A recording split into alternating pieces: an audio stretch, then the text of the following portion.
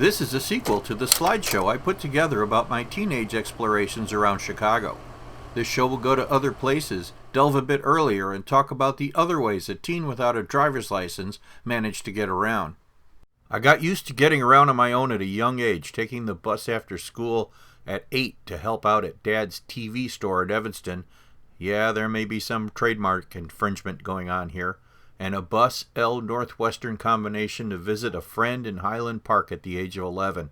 By 13 years old, it was common to take recreational rides downtown to the Loop. My horizons would greatly expand by meeting other teens with the same interests. On one of those early trips, I picked up a flyer in a downtown station for a club of other teen fans. ARNI, the Amalgamated Rail Fans of Northern Illinois. In addition to learning a new word, amalgamated, which I've never used, I was introduced to the recreational observing of railroad operations at various junctions and other busy spots. The group founder, the late Roger Cossack, was a great facilitator of the group.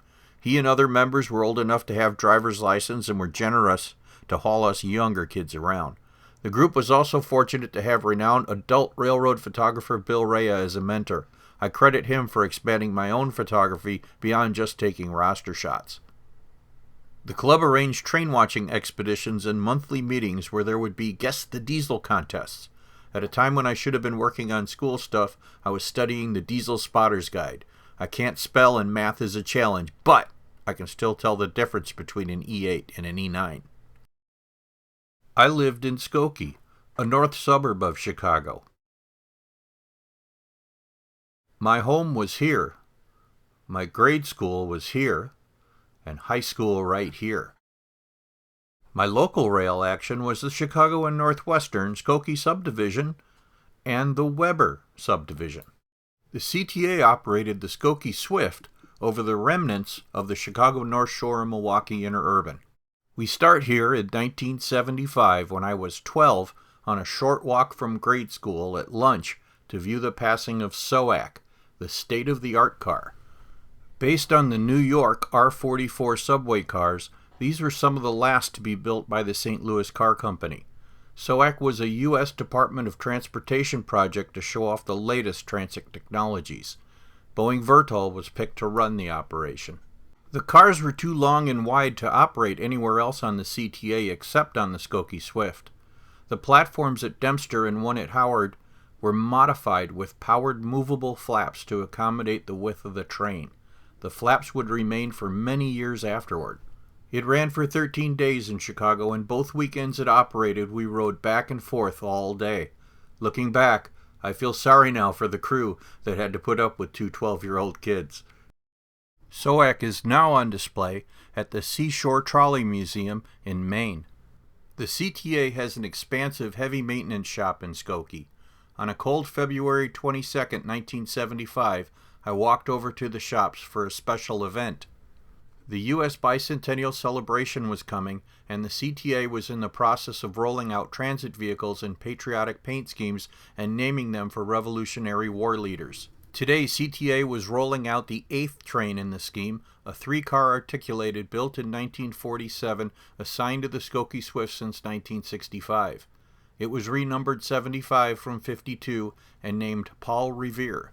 12-year-old me was still figuring out the camera thing, and some of these photos were badly exposed, but with the wonders of modern technology, was able to get them somewhat viewable. Speeches were given by officials including the mayor of Skokie and CTA operations manager George Crambles.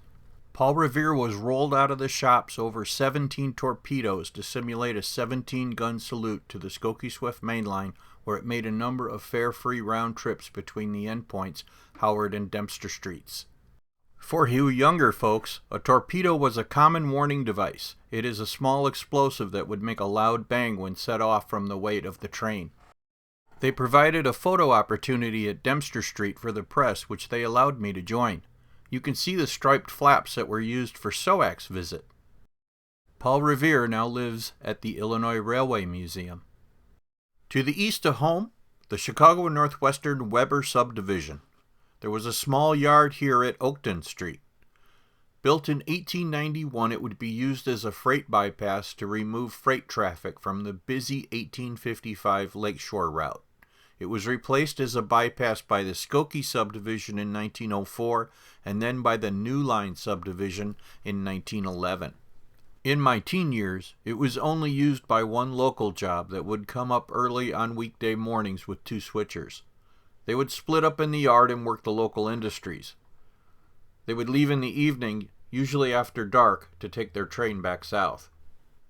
These are EMD repowered Baldwin S12 locomotives. This was taken in 1975 from SOAC on the Skokie Swift High Bridge looking down on the Weber Sub. I'll be standing right here to take the next image 2 years later in 1977. It was tough to capture the southbound move back to Chicago except on the longest days of the year. This part of the Weber Subdivision was abandoned in 1987. To the west of home, the Chicago and Northwestern Skokie Subdivision. This was used by a small number of through freights as well as a local called the Valley Turn. It would come up every day and switch the local industries. We used to ride our bikes over to the small yard at Oakton Street when we were 10 or 11, and the crew would let us help them by pulling coupling pins. It was great fun watching them drop and kick cars. The Skokie Subdivision was abandoned in 2004. Farther flung from my backyard, Milwaukee Road Tower A20 at Techny Junction in Northbrook. This is where the Milwaukee Road 2nd Subdivision, better known as the North Line, meets the Chicago and Northwestern New Line Subdivision. The Milwaukee had trackage rights on the New Line and used it to get freight trains here from their yard in Bensenville. There was a connection for that purpose. The Milwaukee Road's North Line was busy with Fox Lake commuter trains and Amtrak trains to Milwaukee and beyond.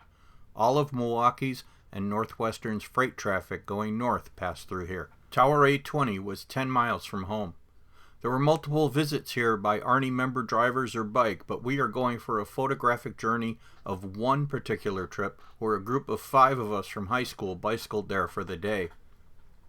On arrival, we hang out by the tower and catch an inbound commuter pushed by another current Illinois Railway Museum resident E933C, followed by an SD40-2 powered freight taking the connection up to the New Line. Then we locked up the bikes and started hiking towards the New Line, catching a Milwaukee Road GP9 switching Weiler's Bullion plant on the way. We wind up on the bridge where the Northwestern New Line crosses over the Milwaukee North Line. Surprisingly, while putting this together, realized I had all the passenger train times in the timetable.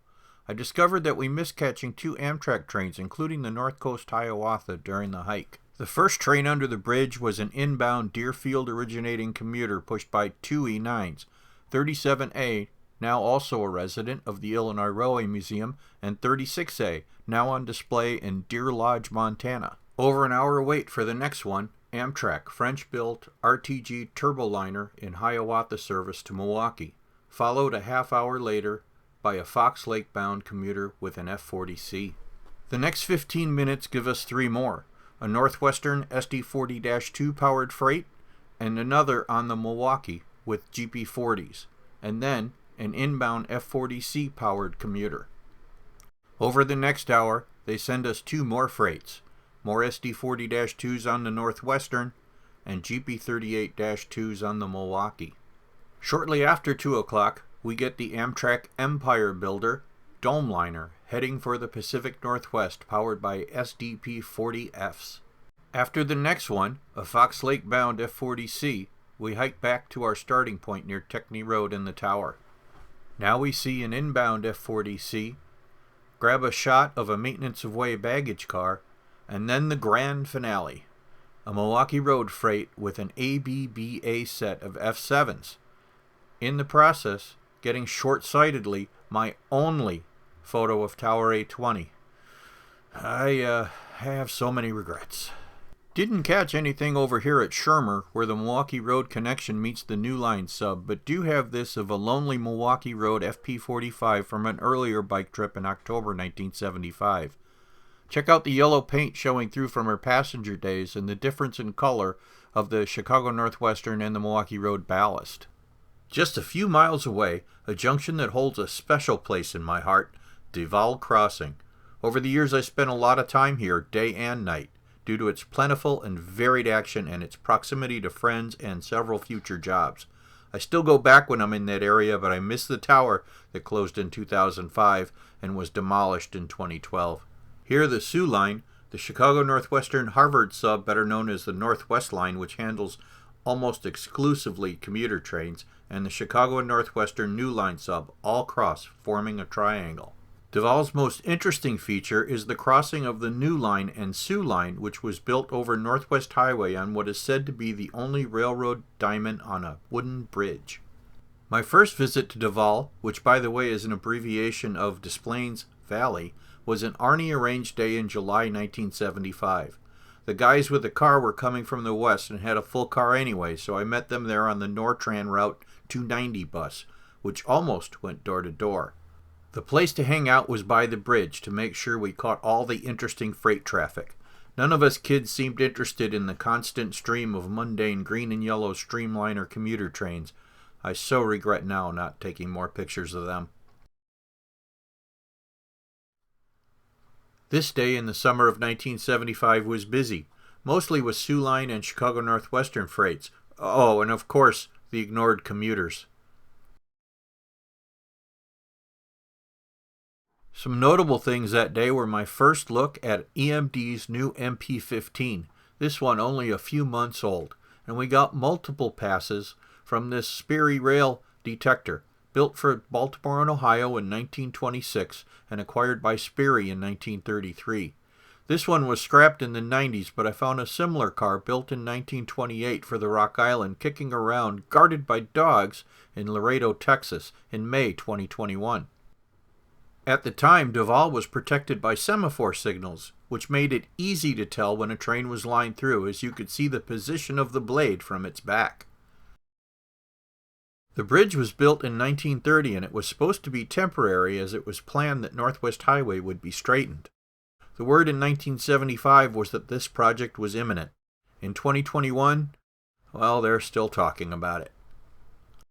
It wasn't until the very end of the day that we'd see anything Milwaukee Road. GB38-2s operating as they usually did in a 3-unit lash-up. Another way I got around was Dad. For my 13th birthday, well, a few days after on April 10th, 1975, he took me to see Milwaukee Road's Bensenville yard in the work van. This classification yard was state-of-the-art when it opened in 1953. It was designed to classify 3,600 cars a day. We start on the east side at Mannheim Road. I shot this from the passenger seat as we crossed over. First we see a Penn Central transfer that came up from the south on the Indiana Harbor Belt to the Milwaukee at nearby Tower B12 in Franklin Park. Moving west into the yard, we catch some hard-working GP9s. And then this 1940-built NW2 switcher before heading over to the caboose tracks. Dad captured my portrait in this Milwaukee Road bay window. Again in this Union Pacific caboose. A final time in a Norfolk and Western bay window caboose. Here's a rare critter, a Fairbanks Morse H1244 built in 1951. Though the opposed piston prime mover was embraced in Russia and China, it wasn't very popular here. This unit was scrapped the following year. Next, we drove over to the hump. One of the employees invited us in for a tour. We got to witness the freight car classification process from the control center.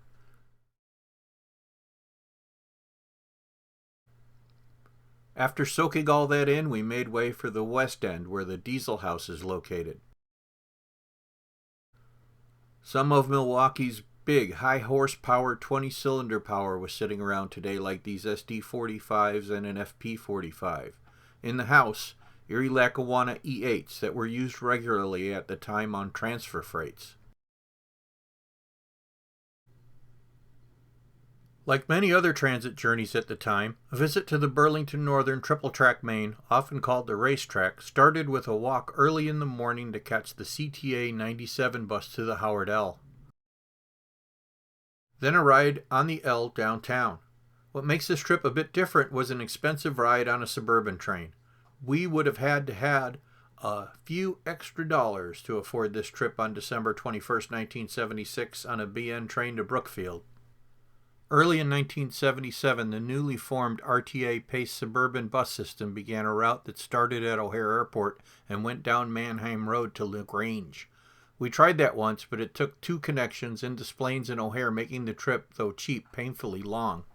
But back to December 21st, 1976. Avery and I got off the train in Brookfield, and the first freight through is an eastbound with SD9s. Watch the screen now. Here's a shot standing in the same spot in 2019. Notice the depot was replaced. The 1889 depot, present in 1976, was moved across the tracks into a park and restored to its original appearance. The racetrack, then as now, seems to be always busy. The Amtrak Illinois Zephyr from Quincy makes an appearance with a GE P30CH for power. Typical for December, it was cold. We spent a lot of time keeping warm in the depot. The main motivation for a visit here was in hopes of seeing some pre-merger painted power. By this time there were very few left, as the BN was quick to repaint its locomotives. There was plenty of pre-merger evidence in the rolling stock. I suspect the San Francisco Zephyr sneaking up on us while staying warm in the depot as the reason I only got a going away shot. This one probably snuck up while we were looking for food.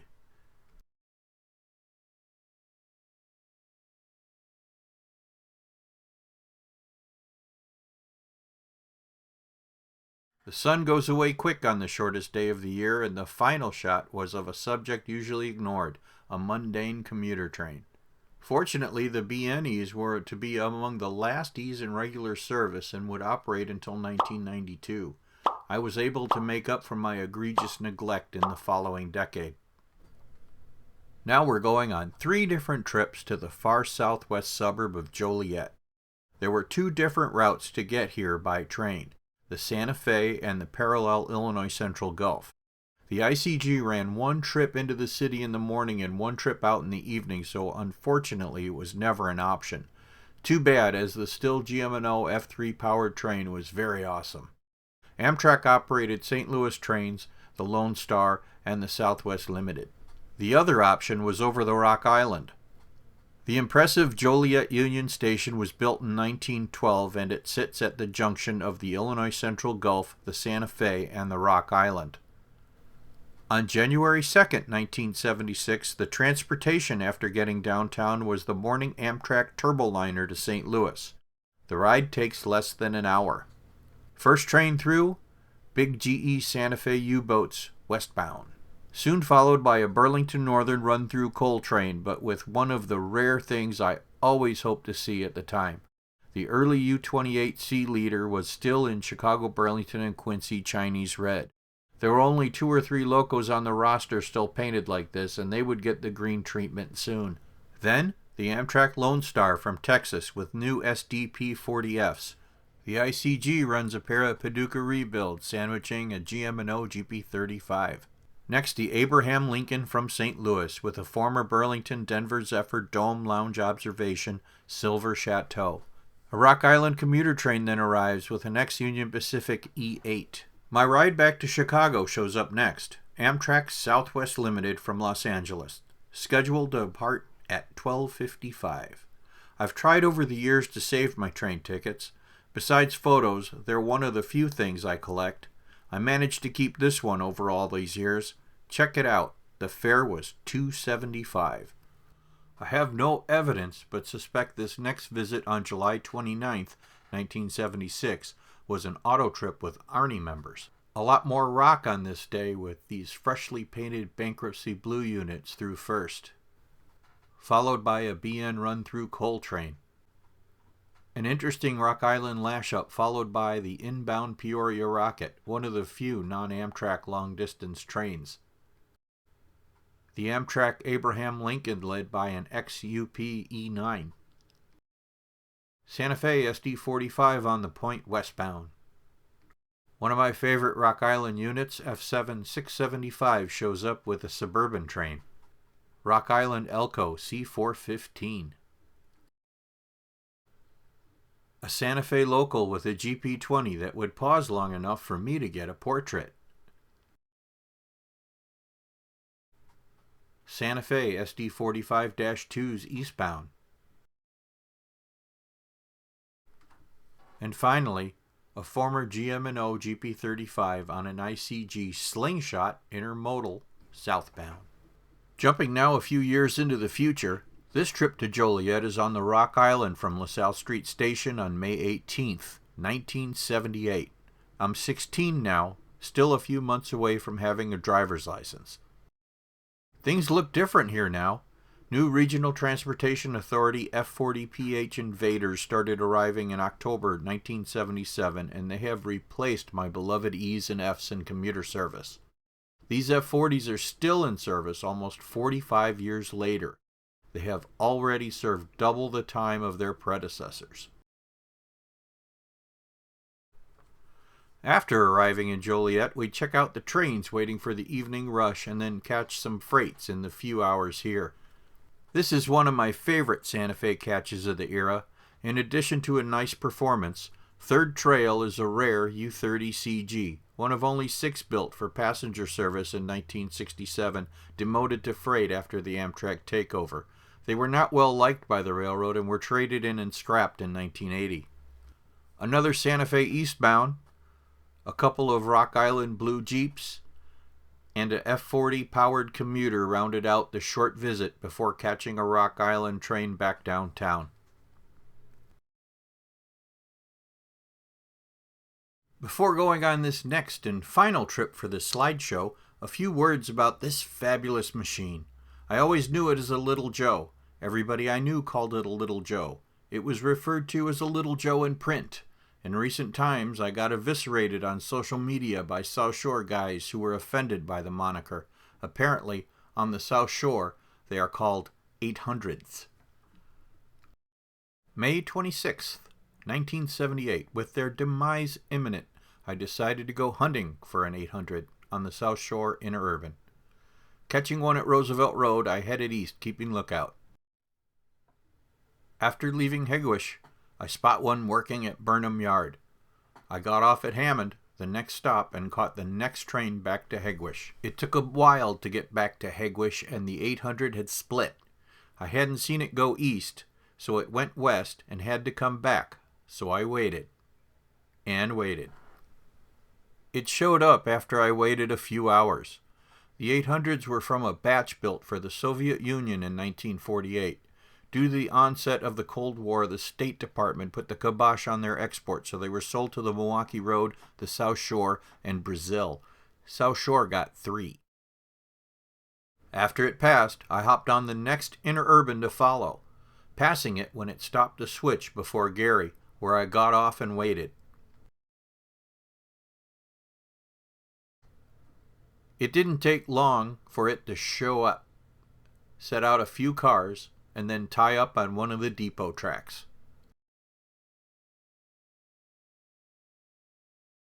With the 800 done for the day and a while before the next interurban downtown, I took a short walk to the other side of the tollway where the Chessie System, Conrail, and Elgin, Joliet, and Eastern Mains were.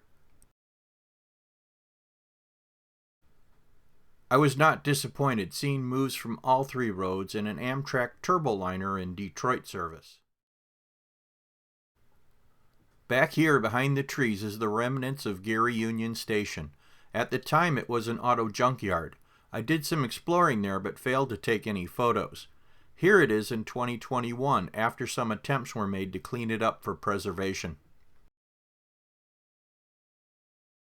Back on the other side at the South Shore station, 3 South Shore Jeeps head through with a coal train before my train arrives and I ride it off into the sunset.